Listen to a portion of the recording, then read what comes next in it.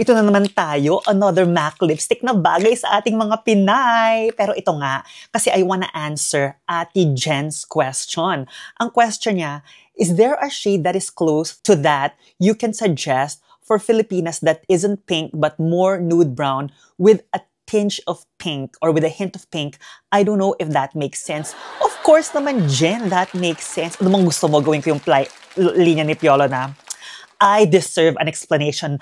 I deserve an acceptable reason. Ano ba? Baklang-bakla na tayo yun.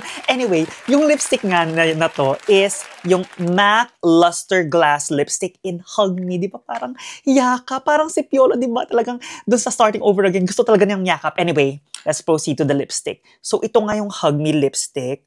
Talaga magde-describe to dun sa hinahanap ni Ate Jen. O Ate Jen, ayan na, nude brown with a hint of pink. At yan na, wala tayong lipstick sa labi natin. We're gonna put this on. Nakikita mo? Tingnan mo yung bottom compared sa taas. Diba ang ganda?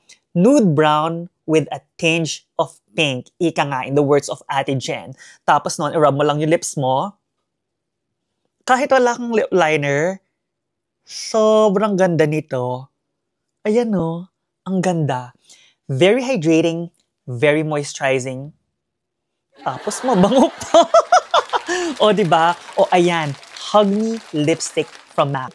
Pero diba, bagay na bagay to sa ating mga Pilipina. Golden morena skin, kissed by the sun. Hug Me from MAC.